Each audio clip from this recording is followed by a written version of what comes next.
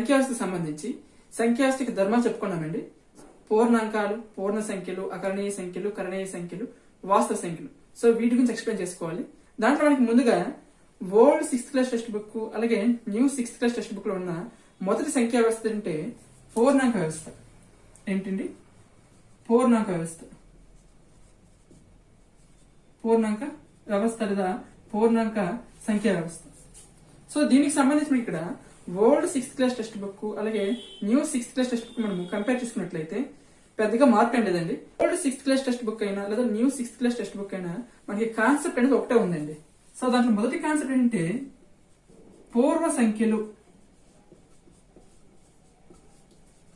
మరియు ఉత్తర సంఖ్యలు. సో పూర్వ సంఖ్యలు, ఉత్తర సంఖ్యల గురించి మనము సంఖ్యా వ్యవస్థకు సంబంధించిన మొదటి వీళ్ళు ఎక్స్ప్లెయిన్ చేసుకుంటాం. ఇంకోసారి చూద్దాం దీని గురించి కూడా మనము. రెండవది సంఖ్యా రేఖపై చతుర్విధ ప్రక్రియలు. సో సంఖ్యా రేఖపై చతుర్విధ ప్రక్రియలు. చతుర్విధ ప్రక్రియ ఏంటండి? Plus, minus, into, divided by. So వీటికి సంబంధించి మనము సంఖ్యా రేఖ ఆధారంగా ఈ చతుర్విధ ప్రక్రియను చేయాలి. సో ఇది మనకి ఎగ్జామ్ పాయింట్ ఆఫ్ లో మనకు అవసరం లేదు, కానీ ఇక్కడ 2 పాయింట్లు మనం తెలుసుకోవాలి. సో ఆ 2 పాయింట్స్ తెలుసుకుందాం. నెక్స్ట్ మనకి ఇక్కడ పూర్ణాంకాలకు సంబంధించి మూడో కాన్సెప్ట్ ఏంటంటే ధర్మాలు. సంఖ్యా వ్యవస్థ ధర్మాలు అంటే సంవృత ధర్మము, సహచర ధర్మము, స్థిత్యంతర ధర్మము, తత్సమ ధర్మము, విలోమ ధర్మము. మనకి ఇక్కడ పూర్ణాంక వ్యవస్థకు సంబంధించి మనము కంప్లీట్ గా ఈ ధర్మానికి సంబంధించి ఒక వీడియో కంప్లీట్ గా ఎక్స్ప్లెయిన్ చేసుకున్నానండి. సో ఇది ఇక్కడ ఎక్స్ప్లెయిన్ చేయను. సో ఏదైనా సరే మీకు డౌట్ ఉన్నట్లయితే ఒకసారి ప్రీవియస్ వీడియో చూడండి. ఓకే. నెక్స్ట్ మనకి ఇక్కడ 4th కాన్సెప్ట్ అంటే చాలా చాలా ఇంపార్టెంట్ అండి. కాన్సెప్ట్ మనకి ఇక్కడ పూర్ణాంకాల అమరికలు. ఓకే. సో ఈ కాన్సెప్ట్ మనకి ఏమొస్తాయంటే రేఖ, దీర్ఘ చతురస్ర సంఖ్యలు, అలాగే చతురస్ర సంఖ్యలు, అలాగే త్రిభుజ సంఖ్యలు. సో మనకి ఈ లెసన్ లో ఎగ్జామ్ పాయింట్ ఆఫ్ లో మనకి ప్రశ్న అడిగే అవకాశం ఉందంటే దీని మీద ఎక్కువగా అడుగుతాడండి. సో క్రింది వాటిలో త్రిభుజ సంఖ్య ఏది, లేదా క్రింది వాటిలో త్రిభుజ సంఖ్య కానిది ఏది, లేదా క్రింది వాటిలో చతురస్ర సంఖ్య ఏది, లేదా చతురస్ర సంఖ్య కానిది ఏది అని ఆ విధంగా మనకు క్వశ్చన్ అడిగే అవకాశం ఉంది. ఓకే. దీంట్లో మన మొదటి కాన్సెప్ట్ ఏంటి? పూర్వ సంఖ్యలు, ఉత్తర సంఖ్యలు. ఓకే. సో పూర్వ సంఖ్యలు, ఉత్తర సంఖ్యల గురించి మనకి ఆల్రెడీ ప్రీవియస్ క్లాస్ చెప్పుకున్నామండి, మీకు ఐడియా ఉంటుంటుంది. సో పూర్వ సంఖ్యలకి, ఉత్తర సంఖ్యలకి ఇంకొక పేరు కూడా ఉందండి. ఏంటంటే పూర్వగామి అలాగే ఉత్తరగామి. పూర్వగామి, ఉత్తరగామి అన్నా లేదా పూర్వ సంఖ్య, ఉత్తర సంఖ్య అన్నా ఒకటే. సో పేర్లోనే ఉంది. పూర్వ అంటే మునుపటి అని అర్థం. సో ఉత్తర అంటే తరువాత అని అర్థం.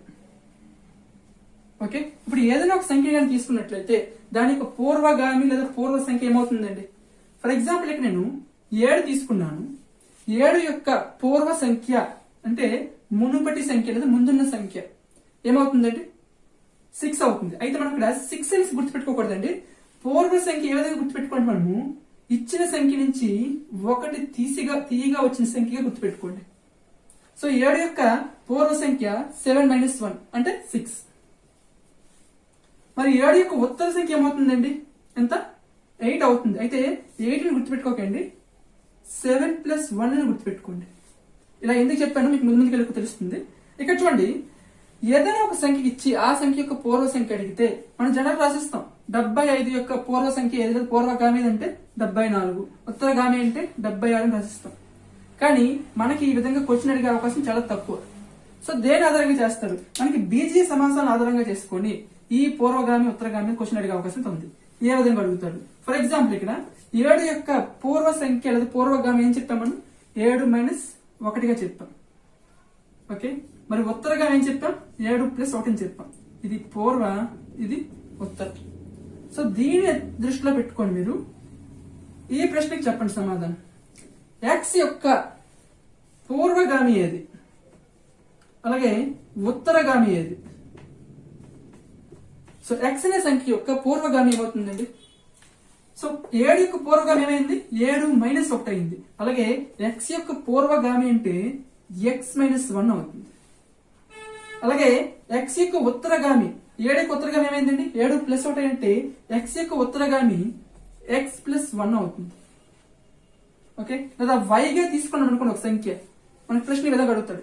వై అనేది ఒక పూర్ణాంకము అయినా వై యొక్క ఉత్తరగామి ఏదో అడుగుతుంటాడు, లేదా వై యొక్క పూర్వగామి ఏదో అడుగుతుంటాడు. సో మనకి ఇక్కడ ఈ చరరాశులు ఏది ఇచ్చినప్పటికీ కూడా కొన్నిసార్లు ఎక్స్ వై లో కాకుండా కన్ఫ్యూజ్ చేయడానికి మనకి 2x ఇస్తాడు.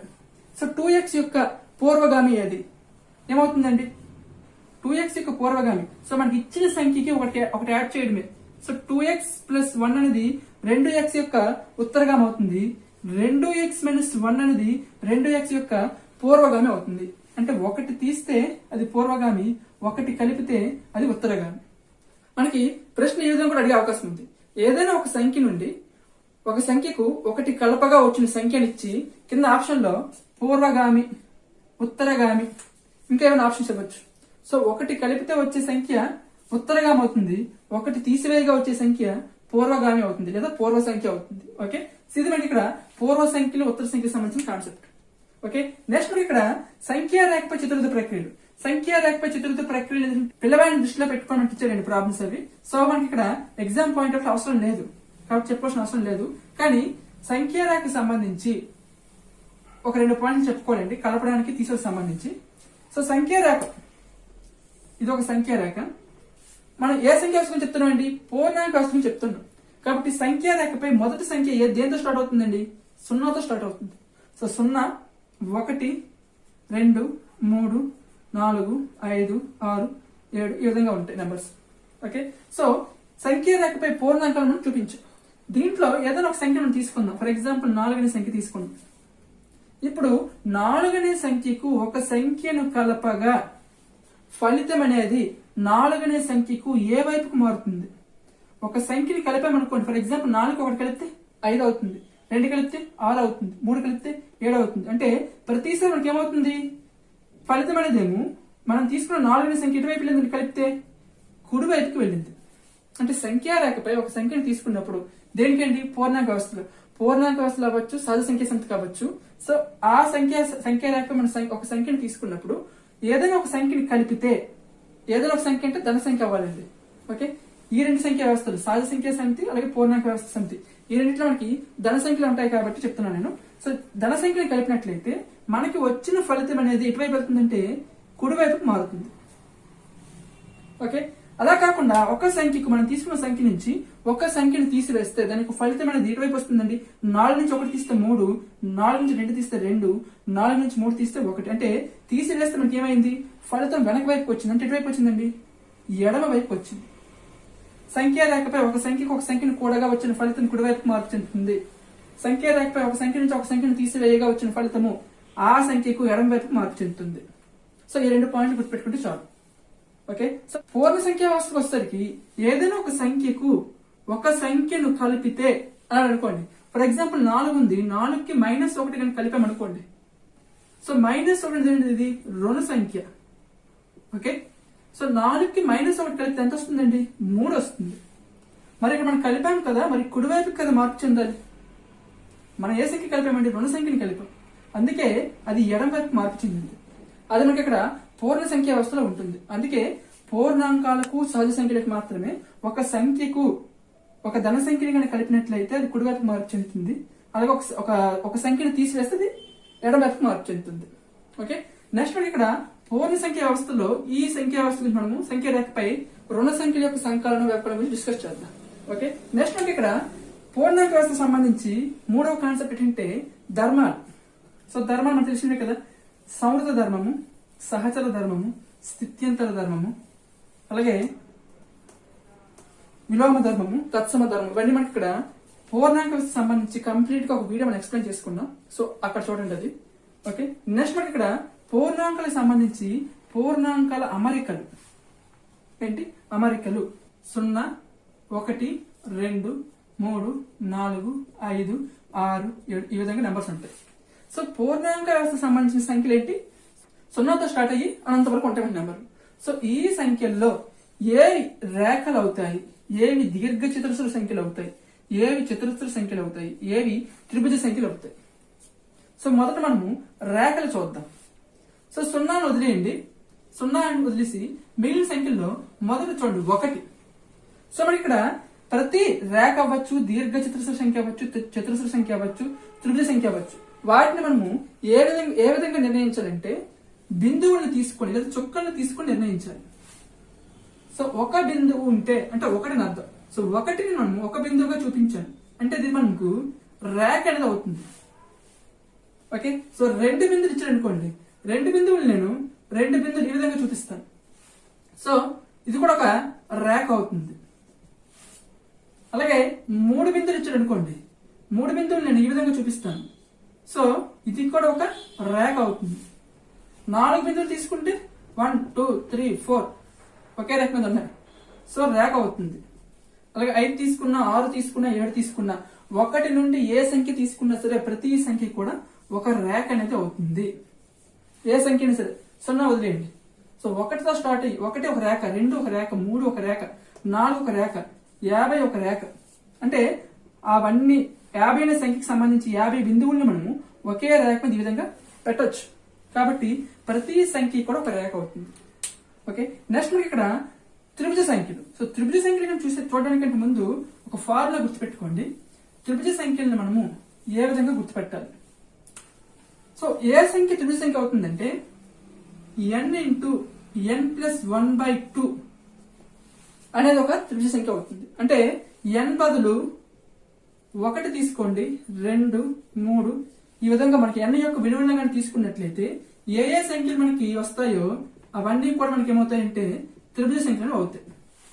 ఫర్ ఎగ్జాంపుల్ ఇక్కడ n బదులు 1 తీసుకున్నాం అనుకోండి, ఏమవుతుందండి 1 ఇంటూ 1 ప్లస్ 1/2 అవుతుంది. అంటే 2/2 అంటే 1 వస్తుంది. So n is equal to 1 వచ్చింది. సో 1 అనేది త్రిభుజ సంఖ్య కాదు. సో n విలువ 1 తీసుకున్నప్పుడు 1 వచ్చింది. సో 1 అనేది త్రిభుజ సంఖ్య కాదు. నెక్స్ట్ n యొక్క విలువ 2 తీసుకోండి. సో 2 తీసుకుంటే ఏమొస్తుందండి 2 ఇంటూ 2 ప్లస్ 1/2. సో 2కి 2 పోతుంది. 2 ప్లస్ 1 అంటే ఎంత అవుతుందండి 3 అవుతుంది. సో ఎక్కడితో స్టార్ట్ అవుతుందండి 3 అనేది ఒక త్రిభుజ సంఖ్య. నెక్స్ట్ మనకి ఇక్కడ n బదులు 3 తీసుకోండి. సో 3 తీసుకుంటే ఏమవుతుందండి 3 ఇంటూ 3 ప్లస్ 1 అంటే 4/2. 2 1s 2 2s. So 3 2s 6. 6 అనేది ఒక త్రిభుజ సంఖ్య. Next n is equal to 4 తీసుకోండి. ఇక్కడ 1 మినహాయించి 1 కాకుండా 1 మాత్రం త్రిభుజ సంఖ్య కాదు. ఎందుకు కాదు కూడా చెప్తాను. So n is equal to 4 తీసుకున్నప్పుడు ఏమవుతుందండి 4 ఇంటూ 4 ప్లస్ 1 అంటే 5/2 అవుతుంది. సో 5/2 అయినప్పుడు 2 1s 2 2s 2 5s 10. సో 10 అనేది ఒక త్రిభుజ సంఖ్య. సో ఈ విధంగా మనకి n యొక్క విలువలను మనం ఒక్కొక్కటి పెంచుకున్న కొద్దీ ఒక్కొక్క విలువ వస్తుందండి. అంటే 3 6 10 15 21 28 నెక్స్ట్ 36 ఈ విధంగా ఉంటాయండి నెంబర్. సో ప్రతిదీ కూడా త్రిభుజ సంఖ్య అవుతుంది. ఇది మనము ఏ విధంగా గుర్తుపెట్టుకోవాలో చూద్దాం. అయితే ఇక్కడ గుర్తుపెట్టుకోండి, త్రిభుజ సంఖ్యను మనం రేఖలు ఏ విధంగా చూపించామండి 5 తీసుకున్నప్పుడు 5 బిందువులు తీసుకుని ఒక రేఖ మీద పెట్టాం. అలాగే 6 తీసుకున్నప్పుడు 6 బిందువులు ఒక రేఖ మీద పెట్టాం. అలాగే త్రిభుజ సంఖ్యలను కూడా ఏం చేయాలంటే బిందువుల ఆధారంగా చూపించాలి. సో మొదట మనకి ఇక్కడ ఒకటి కానీ తీసుకున్నట్లయితే 1 అనేది త్రిభుజ సంఖ్య కాదు. ఎందుకు కాదు కూడా చెప్తాను, కొంచెం వెయిట్ చేయండి. నెక్స్ట్ 2 తీసుకుందాం.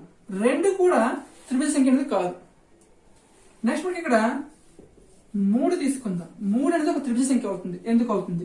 సో 3 నేను ఏం చేస్తానంటే 1 2 3 ఈ విధంగా పెడతాను. సో ఇది ఒక భుజము, ఇది ఒక భుజము, ఇది ఒక భుజము. సో త్రిభుజం వచ్చింది కదా. సో ఒక బిందుతో మనం త్రిభుజాన్ని ఏర్పరచలేం. ఇంకొక రూల్ కూడా ఉందండి. ఇంకొక రూల్ ఏంటంటే మనం తీసుకున్న ఈ త్రిభుజంలో 3 భుజాలు వచ్చాయి కదా, కనీసం 2 భుజాల మీద ఒకే బిందువులు ఉండాలి. అంటే ఒకే సంఖ్యలో బిందువులు ఉండాలి. సో ఈ భుజం మీద చూడండి 2 బిందువులు ఉన్నాయి, ఈ భుజం మీద చూడండి 2 బిందువులు ఉన్నాయి. సో ఇప్పుడు ఇదే 3 నేను ఇంకొక విధంగా పెడతాను చూడండి. 1 2 3 ఈ విధంగా పెట్టాను. సో ఇదొక భుజము, ఇదొక భుజము, ఇదొక భుజము. సో ఈ భుజం మీద 2 బిందువులు ఉన్నాయి, ఈ భుజం మీద 2 బిందువులు ఉన్నాయి, అలాగే ఈ భుజం మీద కూడా 2 బిందువులే ఉన్నాయి. ఓకే, నెక్స్ట్ మనం 4 కానీ తీసుకున్నట్లయితే 4 ఈ విధంగా త్రిభుజంగా ఏర్పరచలేదు. సో త్రిభుజ సంఖ్య ఏదైంది ఇంకోటి 6 అయింది. అంటే 6 బిందువులు తీసుకోవాలి ఇప్పుడు మనం. సో 1 2 3 4 5 6. ఓకే, 6 బిందువులు తీసుకున్నాను. ఇప్పుడు ఇదొక భుజము, ఇదొక భుజము, ఇదొక భుజం. ఓకే, ఇప్పుడు ఈ భుజం మీద ఎన్ని బిందువులు ఉన్నాయండి? 3. ఈ భుజం మీద ఎన్ని ఉన్నాయండి? 3. అంటే కనీసం 2 భుజాల మీద మనకి ఒకే సంఖ్యలో బిందువులు ఉంటాయి. సో ఒక త్రిభుజం ఏర్పడింది కదా. ఇంకొక విధంగా కూడా తీసుకోవచ్చు మనం. సో 3 బిందువులు నేను ఈ విధంగా తీసుకుంటాను. 1 2 3. 2 బిందువులు వీటికి మధ్యలో తీసుకుంటాను. ఒక బిందువు ఇది పైన తీసుకుంటాను. సో మొత్తం 6 బిందువులు అయ్యాయి. ఓకే, సో 6 బిందువులతో కూడా మనం ఒక త్రిభుజాన్ని ఏర్పరచవచ్చు. అలాగే నెక్స్ట్ 10 15 21 28 36 ఇవన్నీ కూడా ఒక త్రిభుజ సంఖ్యలు అవుతాయి. అంటే మనం తీసుకున్న సంఖ్యతో ఆ సంఖ్యకి సంబంధించి ఆ సంఖ్య ఎంత అయితే ఉంటుందో అన్ని బిందువులు తీసుకొని ఖచ్చితంగా ఒక త్రిభుజాన్ని ఏర్పరచగలగాలి. సో ఆ త్రిభుజంలో కనీసం 2 భుజాల మీద, కనీసం 2 అంటే 2 ఉండొచ్చు, 3 ఉండొచ్చు, 3 భుజాలు అవ్వచ్చు, కనీసం 2 భుజాల మీద ఖచ్చితంగా ఒకే సంఖ్యలో మనకి బిందువులు అనేది ఉండాలి. సో అటువంటివి మనకి ఇక్కడ త్రిభుజ సంఖ్యలు అవుతాయి. సో త్రిభుజ సంఖ్యలు 3 6 10 15 21 28 36 నెక్స్ట్ ఇంకా వస్తూనే ఉంటాయి. అయితే ఇంకా ఈజీగా త్రిభుజ సంఖ్యలు ఏ విధంగా గుర్తుపెట్టుకోవాలి చూద్దాం. సో త్రిభుజ సంఖ్యలు గుర్తుపెట్టుకోవాలంటే ఏం లేదండి, 1 వదిలేయండి. నెక్స్ట్ నుంచి చూడండి 1 + 2 చేయండి. 1 + 2 కదా, యాడ్ చేస్తే ఎంత వస్తుందండి? 3 వస్తుంది. నెక్స్ట్ సంఖ్య చూడండి 1 + 2 + 2 తో 10 అండి. 3 యాడ్ చేయండి, ఎంత వస్తుంది? 6. నెక్స్ట్ 1 + 2 + 3 + 4 ఎంత అవుతుందండి? 10 అవుతుంది. నెక్స్ట్ 1 + 2 + 3 + 4 + 5 15 అవుతుంది. నెక్స్ట్ 1 + 2 + 3 + 4 + 5 + 6 21 అవుతుంది. సో 3 6 10 15 21 ఇవన్నీ కూడా ఏ సంఖ్యలు అండి? త్రిభుజ సంఖ్యలు. అంటే 1 మినహాయించి మనకి ప్రతి సాధి సంఖ్యలను మనము వరుసగా కూడితే వచ్చే సంఖ్యలు ఏ సంఖ్యలు అవుతాయంటే త్రిభుజ సంఖ్యలు అనేవి అవుతాయి. ఓకే, ఇవి త్రిభుజ సంఖ్యలు. నెక్స్ట్ మనకి ఇక్కడ చతురస్ర సంఖ్యలు. చతురస్ర సంఖ్యలు ఇంకా ఈజీ అండి. సో చతురస్ర సంఖ్యలు ఏం లేదు, ఇచ్చిన సంఖ్యల్లో మనకి ఏదైతే వర్గ సంఖ్యతో ఉంటుందో అదే చతురస్ర సంఖ్య. వర్గ సంఖ్య అంటే ఏంటి? ఫర్ ఎగ్జాంపుల్ 1 స్క్వేర్ చేస్తే ఎంత అవుతుందండి? 1 అవుతుంది. 1 వదిలేయండి. 1 కేవలం రేఖ మాత్రం అవుతుంది. త్రిభుజ సంఖ్య అవ్వదు, చతురస్ర సంఖ్య అవ్వదు, దీర్ఘ చతురస్ర సంఖ్య కూడా అవ్వదు. ఓకే, సో 1 వదిలేసి మిగిలిన చూడండి 2 స్క్వేర్ అంటే 4. 4 అనేది ఒక చతురస్ర సంఖ్య. నెక్స్ట్ 3 స్క్వేర్ అంటే 9. 9 అనేది ఒక చతురస్ర సంఖ్య. నెక్స్ట్ 4 స్క్వేర్ ఎంత అవుతుందండి? 16. 16 అనేది ఒక చతురస్ర సంఖ్య. Next 5 square 25. 25 అనేది ఒక చతురస్ర సంఖ్య. సో ఇవన్నీ కూడా వర్గ సంఖ్యలు అన్ని కూడా చతురస్ర సంఖ్యలు అవుతాయి. ఓకే, సో 4 ఉన్నది ఇక్కడ. సో 4ని మనము 4 బిందువులు ఈ విధంగా పెట్టుకోవాలి. అంటే ఏ సైడ్ లో చూసినా ఒకే సంఖ్యలో మనకి బిందువులు ఉండాలి. మనకి చతురస్రం అంటే ఏంటండి? 4 భుజాలు కూడా సమానంగా ఉండాలి. అలాగే 4 భుజాల్లో ఒకే విధమైన బిందువులు కలిగి ఉండాలి, అంటే ఒకే సంఖ్యలో. 9 తీసుకున్నాం అనుకోండి, 1 2 3 4 5 6 7 8 9. సో ఇటు 3 ఇక్కడ 3 ఇటు 3 ఇటు 3. సో చతురస్రం అయింది కదా.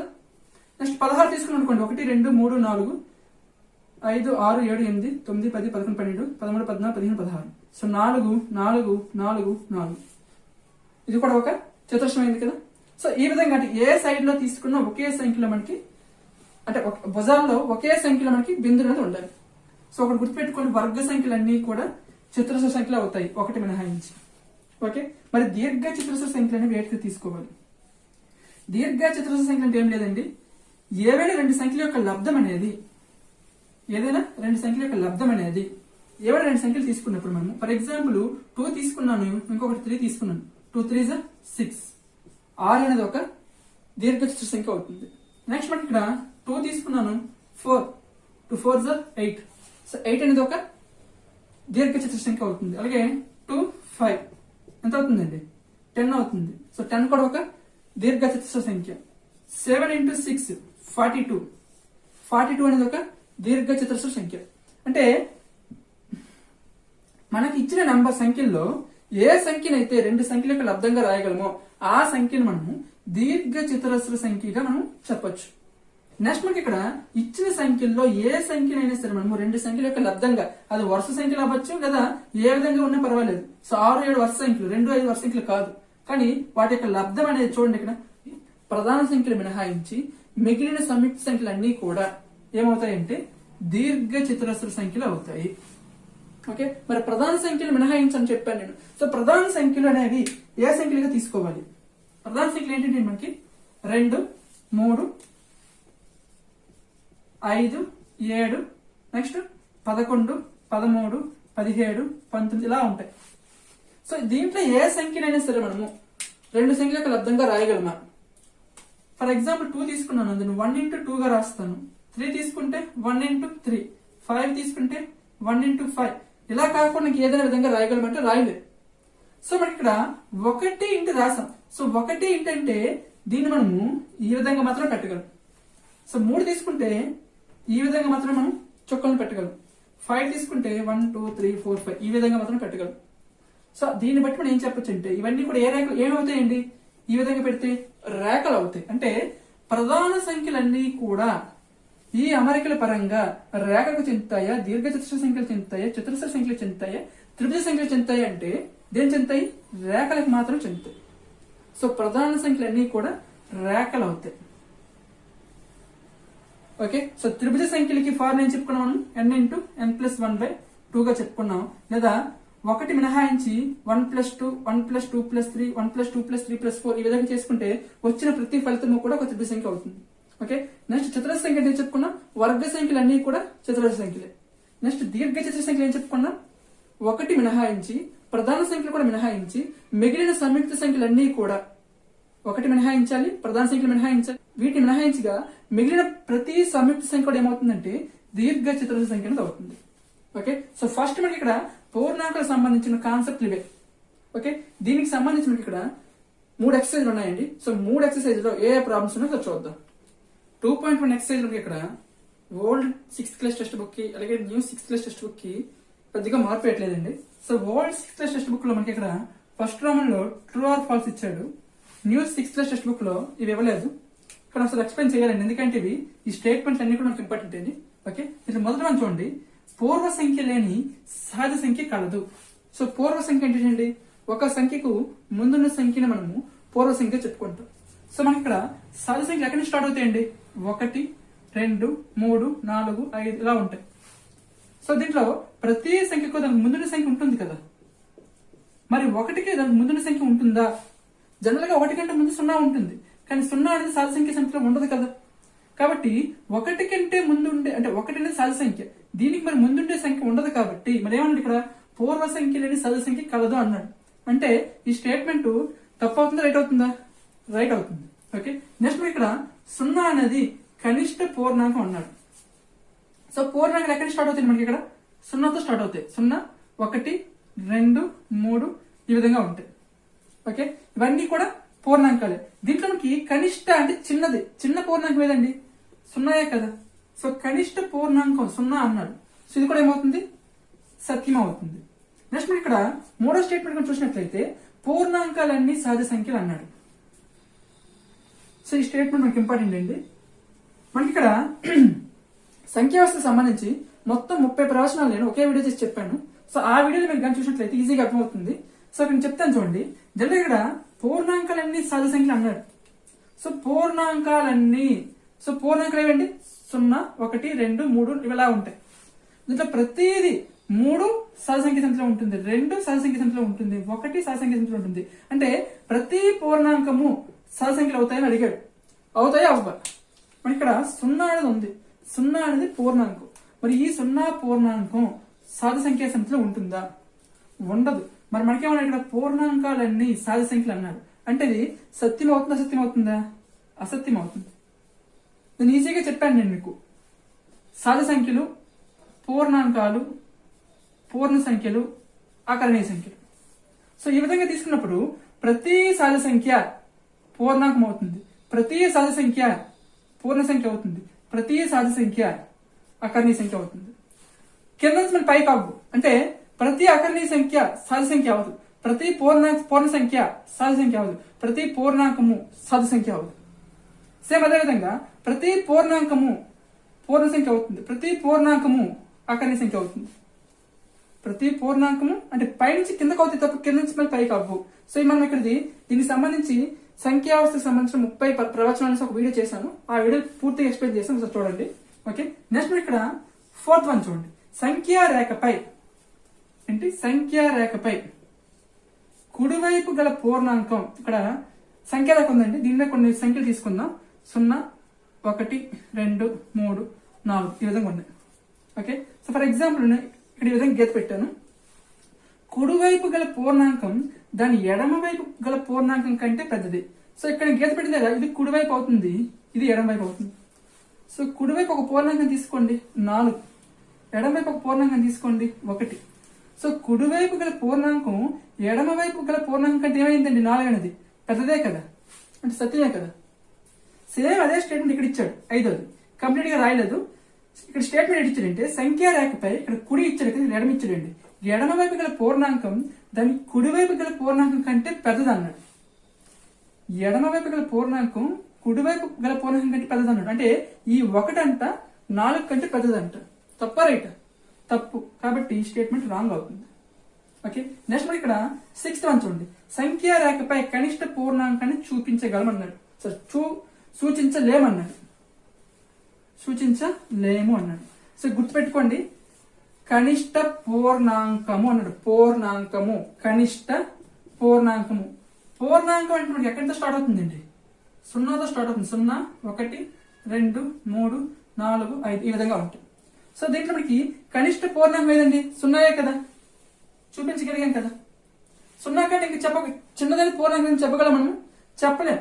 కానీ 5 కంటే పెద్దదైన పూర్ణాంకం ఉంటుంది కదా. 5 తర్వాత 6, 6 తర్వాత 7, 7 తర్వాత 8, సో 8 ఎండ్ అయిపోయింది. సో గరిష్ట పూర్ణాంకం ఏదంటే 8 చెప్పుకుంటాం మనం, చెప్పుకోం. ఎందుకంటే ఇంకా ఉంటాయి. 8 తర్వాత 9, 9 తర్వాత 10. సో మనకి ఎండింగ్ నెంబర్ చెప్పలేం. సో గరిష్ట పూర్ణాంకాన్ని చెప్పలేం, కానీ కనిష్ట పూర్ణాంకాన్ని చెప్పగలము. సో సంఖ్యా రేఖపై కనిష్ట పూర్ణాంకాన్ని సూచించలేమన్నాడు. చూపించగలం కాబట్టి ఈ స్టేట్మెంట్ రాంగ్ అవుతుంది. సో ఇదే స్టేట్మెంట్ నేను ఇంకొక విధంగా ఇస్తున్నాను చూడండి. సంఖ్యా రేఖపై కనిష్ట పూర్ణ సంఖ్యను, ఏంటండి ఇక్కడ పూర్ణాంకం కాదు పూర్ణ సంఖ్యగా తీసుకుంటున్నాను నేను. పూర్ణ సంఖ్యను సూచించలేమన్నాడు. ఇప్పుడు ఈ స్టేట్మెంట్ తప్పు అవుతుంది, రైట్ అవుతుంది. సో మనకి ఇక్కడ పూర్ణ సంఖ్యలు దేంతో స్టార్ట్ అవుతాయండి? 0తో స్టార్ట్ అయ్యి ప్లస్ నెంబర్స్ ఉంటాయి, అలాగే మైనస్ నెంబర్స్ కూడా ఉంటాయి. దీంట్లో మనకి ఇక్కడ 2 కంటే 3 పెద్దది, 2 కంటే 1 చిన్నది, 1 కంటే 0 చిన్నది, 0 కంటే -1 చిన్నది, -1 కంటే -3 చిన్నది, -2 చిన్నది, -2 కంటే -3, -3 కంటే -4, -4 కంటే -5. అలాగా ఈ చిన్న సంఖ్యను ఖచ్చితంగా చెప్పగలమంటే చెప్పలేం. సో కనిష్ట పూర్ణ సంఖ్యను మనము సూచించలేమనేది కరెక్ట్ అవుతుంది. అలాగే అలా కాకుండా సంఖ్యా రేఖపై కనిష్ట పూర్ణాంకాన్ని ఉన్నారనుకోండి, ఖచ్చితంగా చూపించవచ్చు. కనిష్ట పూర్ణాంకం అంటే 0. మరి పూర్ణ సంఖ్య, కనిష్ట పూర్ణ సంఖ్య అంటే కనిష్ట పూర్ణ సంఖ్యను చూపించలేము, అలాగే గరిష్ట పూర్ణ సంఖ్యను కూడా మనం చూపించలేము. మరి సహజ సంఖ్య సంబంధించి కనిష్ట సహజ సంఖ్య ఏదవుతుందండి? సహజ సంఖ్య ఎక్కడితో స్టార్ట్ అవుతుంది? మనకి 1తో స్టార్ట్ అవుతుంది. కాబట్టి కనిష్ట సహజ సంఖ్య 1, మరి గరిష్ట సహజ సంఖ్య చూపించలేము. ఓకే, మరి అకర్ణీయ సంఖ్య సంబంధించి కూడా కనిష్ట సంఖ్యను చూపించలేము, అలాగే గరిష్ట సంఖ్యను కూడా మనం చూపించలేము. ఓకే, కేవలం కనిష్ట సహజ సంఖ్యను మాత్రమే చూపించగలం, అలాగే కేవలం కనిష్ట పూర్ణాంకాన్ని మాత్రం చూపించగలం. ఓకే, నెక్స్ట్ ఇక్కడ సంఖ్యా రేఖపై గరిష్ట పూర్ణాంకం చూపగలం అన్నాడు. సో చూపగలము, గరిష్ట పూర్ణాంకం ఖచ్చితంగా చూపగలం పెట్టండి మనం. సో ఎక్కడితో మనకి గరిష్టంగా ఎండ్ అయిపోతుంది చెప్పగలం? చెప్పలేం. కాబట్టి ఇది తప్పు అవుతుంది. సో కనిష్ట పూర్ణాంకాన్ని అయితే చూపించగలము, గరిష్ట పూర్ణాంకాన్ని అయితే చూపించలేము. సో 2 తారుమారుగా ఇచ్చాడు కాబట్టి 2 స్టేట్మెంట్లు కూడా రాంగ్. ఓకే, నెక్స్ట్ మనకి ఈ ప్రశ్న 2 విధాలుగా అడుగుతాడు. సో 2 విధాలుగా అడిగినప్పుడు 2 ఆన్సర్లు ఉంటాయండి.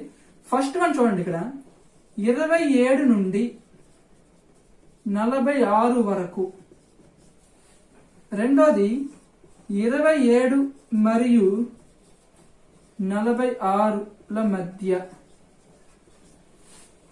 సో ఈ 2 ప్రశ్నలు అడుగుతాడు మనకి. 27 నుండి 46 వరకు గల పూర్ణాంకాలు ఎన్నో అడుగుతాడు, లేదా 27 మరియు 46ల మధ్య గల పూర్ణాంకాలు ఎన్నో అడుగుతాడు. సో రెండింటికి 2 ఆన్సర్స్ ఉంటాయండి. సో 27 నుండి అంటే 27ని మనం కౌంట్ చేయాలి, 46 వరకు అంటే 46ని కూడా కౌంట్ చేయాలి. అలా కాకుండా 27 మరియు 46ల మధ్య అనేది కాబట్టి మధ్యలో ఉండే సంఖ్యను మాత్రం మనం తీసుకోవాలి. సో ఈ 2 కూడా కౌంట్ చేయకూడదు. మరి ఏం చెయ్యాలి? వీటి యొక్క ఆన్సర్ ఏ విధంగా వస్తుందంటే, సో పెద్ద సంఖ్య నుంచి చిన్న సంఖ్య తీయండి. 46 నుంచి 27 తీయండి, ఎంత అవుతుంది? 16 మైనస్ 7 9 అవుతుంది, 3 మైనస్ 1 19 అవుతుంది. సో 19 వచ్చింది కదా. సో 19కి ఒకటి కలపండి, ఒకటి తీసివేయండి. సో 19కి ఒకటి కలిపితే ఎంత అవుతుందండి? 20 అవుతుంది. 19 నుంచి ఒకటి తీసి ఎంత అవుతుందండి? 18 అవుతుంది. సో ఈ రెండే మనకి ఇక్కడ ఆన్సర్. 27 నుండి 46 వరకు అంటే ఆన్సర్ 20 అవుతుంది. 27 మరియు 46 మధ్య అంటే ఆన్సర్ 18 అవుతుంది. సో ఇక్కడ 20 ఇక్కడ 18 ఎలాగ వచ్చిందండి? సో 20లో మనకి ఇక్కడ 27ని కౌంట్ చేస్తాము, అలాగే 46ని కౌంట్ చేస్తాము. అందుకే ఈ రెండు కౌంట్ చేసాం కాబట్టి దీనికంటే ఇది 2 ఎక్కువగా ఉంటుంది ఎప్పుడు కూడా. సో ఎప్పుడైతే క్వశ్చన్ ఇచ్చినప్పుడు మనకి ఏ రెండు సంఖ్యలు ఇస్తాడో ఆ పెద్ద సంఖ్య నుంచి చిన్న సంఖ్యను తీసివేస్తే మనకి వచ్చింది ఫలితం కాదు, దానికి ఒకటి కలిపితే ఈ సంఖ్య నుండి ఈ సంఖ్య వరకు దాని యొక్క ఆన్సర్ అవుతుంది. అలా కాకుండా ఆ సంఖ్య నుంచి ఒకటి తీసివేస్తే మధ్య గల అనే ప్రశ్నకు ఆన్సర్ అవుతుంది. ఓకే, ఇది మనకి ఇక్కడ ఈ ప్రశ్న మనకి new 6th class text book లోనే ఉంది, అలాగే old 6th class textbook లో కూడా ఉంది. ఓకే, నెక్స్ట్ ప్రాబ్లం చూద్దాం. నెక్స్ట్ ప్రాబ్లం తీసుకున్నట్లయితే ఒక పాల వ్యాపారంట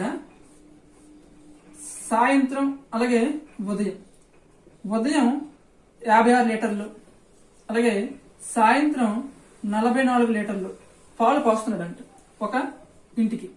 ఓకే, అయితే సేమ్ ఇదే ప్రశ్న మనకి old 6th class textbook లో ఇచ్చాడు, అలాగే new 6th class text book కూడా ఇచ్చాడు.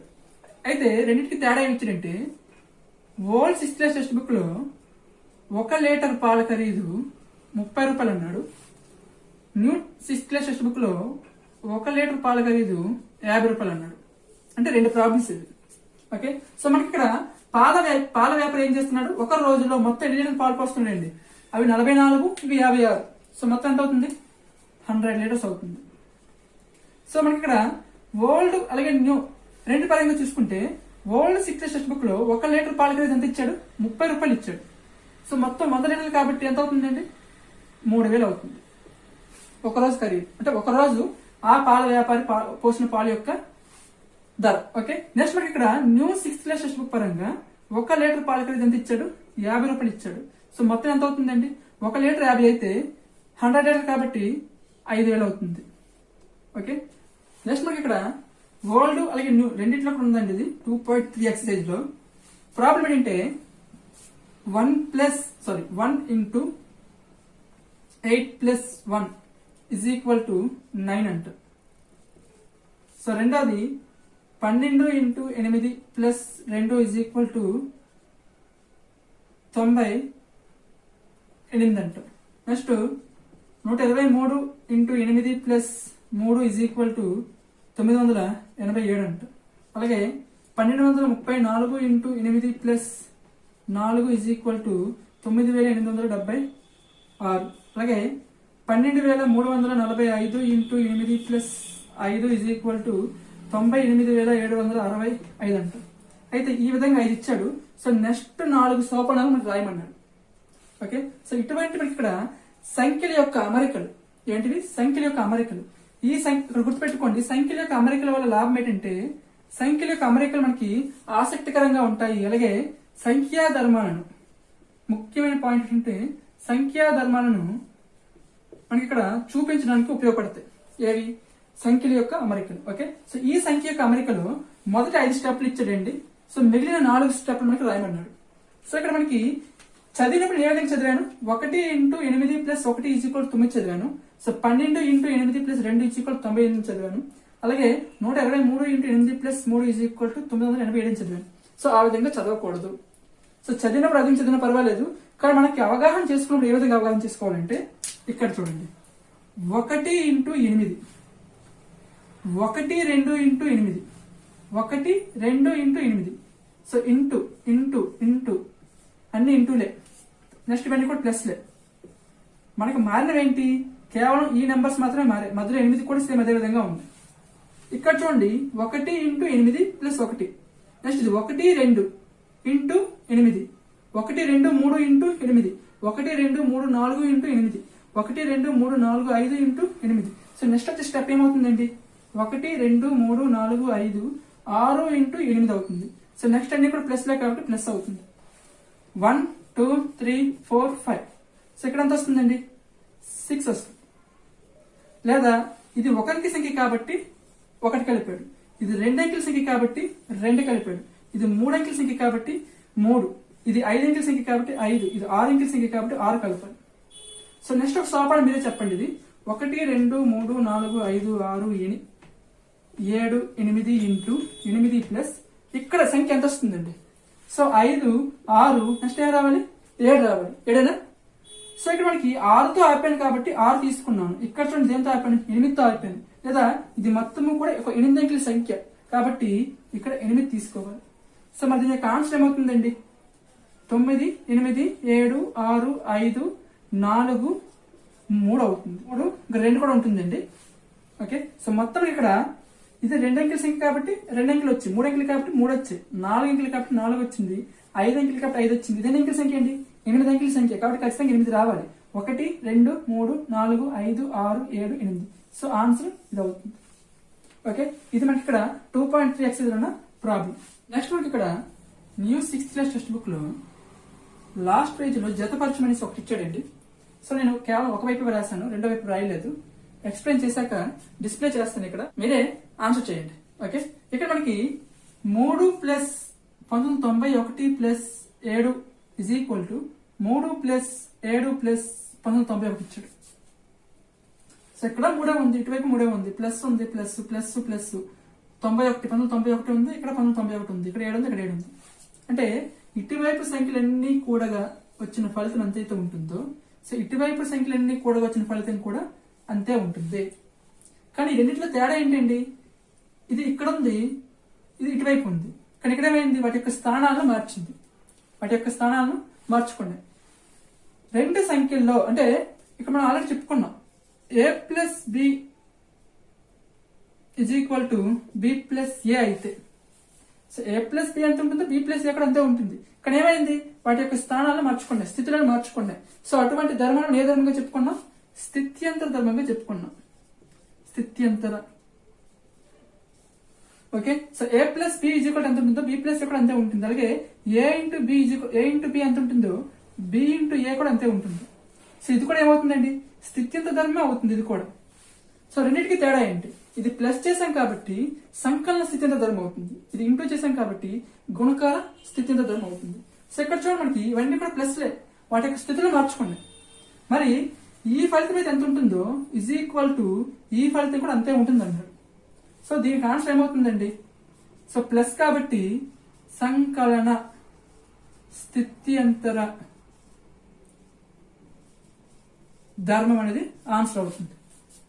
సెకండ్ వన్ చూడండి, సెకండ్ వన్ కూడా సేమ్ అంతే. ఇప్పుడు ఏ ఇంటూ బి ఈజ్ ఈక్వల్ ఎంత అయిందో బి ఇంటూ ఏ కూడా ఎంత అవుతుంది. ఇక్కడ 3 సంఖ్యలు తీసుకున్నాడు అంతే. So A into B into C is equal ఎంత అవుతుందో A into C into B అంటే వీటి యొక్క స్థానాలు మార్చుకున్నాడు. సో బి అటువైపు వెళ్ళింది, సి ఇటువైపు వెళ్ళింది.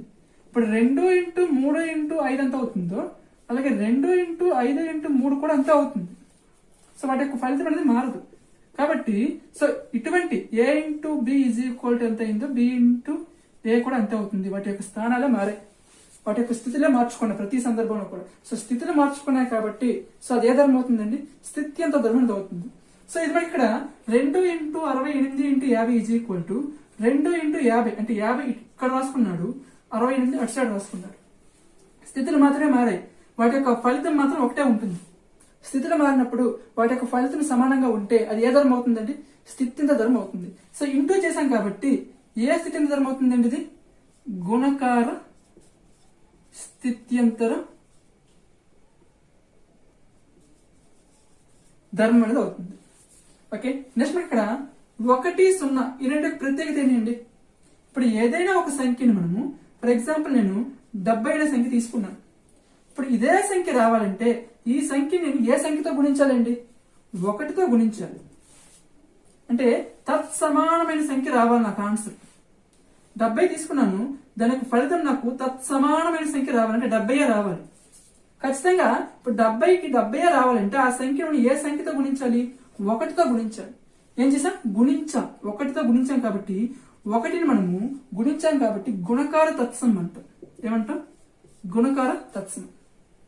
ఇప్పుడు అదే విధంగా 70 సంఖ్య తీసుకున్నాను, సో నాకు ఫలితం కూడా 70 రావాలి. ఎప్పుడు? కలిపినప్పుడు. 70కు ఏ సంఖ్యని కలిపితే 70 వస్తుందండి? సున్నాని కలిపితేనే 70 వస్తుంది. సో సున్నా ఏం చేసాం, కలిపాము. తత్సమానమైన సంఖ్య మనకు ఆన్సర్ గా రావాలంటే సున్నాని కలపాలి. సో కలిపాం కాబట్టి అంటే సంకలన తత్సమంగా దేని చెప్తామంటే సున్నా అని చెప్తాం. ఓకే, నెక్స్ట్ ఇక్కడ మీకు ఆల్రెడీ చెప్పుకున్నాను, మనకి ఈజ్ ఈక్వల్ యువతలో 3 సంఖ్యలు ఇచ్చినప్పుడు ఒక బ్రాకెట్ లో ప్లస్ ఇంకొక దగ్గర ఇంటూ గా ఇచ్చినట్లయితే అది ఖచ్చితంగా విభాగ న్యాయం అవుతుంది. ఏమవుతుంది, విభాగ న్యాయం. అయితే 2 ప్లస్ అవ్వాలి లేదా 2 ఇంటూ అవ్వాలి. ఎప్పుడు సహచర ధర్మంకి. సహచర ధర్మంగా తీసుకున్నట్లయితే ఈ విధంగా ఈజ్ ఈక్వల్ టు 3 సంఖ్యలు ఇచ్చినప్పుడు ఖచ్చితంగా అయితే 2 ప్లస్ లేని అవ్వాలి లేదా 2 ఇంటూ లేని అవ్వాలి. అలా కాకుండా 1 ఇంటూ 1 ప్లస్ ఇస్తే అది ఖచ్చితంగా ఏటవుతుందంటే విభాగ న్యాయం అవుతుంది. ఓకే, సో మనకి ఇక్కడ ప్లస్ ఇచ్చాడు కాబట్టి సంకలన, ఇంటూ చేస్తున్నాడు కాబట్టి గుణకార. ఏ న్యాయం అండి, విభాగ న్యాయం. సో విభాగ న్యాయం. ఓకే, వీటికి సంబంధించిన ఆన్సర్స్ ఇది. ఓకే, వీటికి సంబంధించి నేను క్వశ్చన్ డిస్ప్లే చేస్తున్నాను. సో మీరు ఆన్సర్ మీరు చూస్ చేసుకోండి. ఓకే, సో ఇక్కడతో మనకి 6th క్లాస్ లో ఉన్న పూర్ణాంకాలకు సంబంధించిన కాన్సెప్ట్ మొత్తం కూడా కంప్లీట్ అయిపోయింది. నెక్స్ట్ వీడియోలో మనము పూర్ణ సంఖ్యలు సంబంధించిన కాన్సెప్ట్ మనం డిస్కస్ చేద్దాం. Okay, thank you.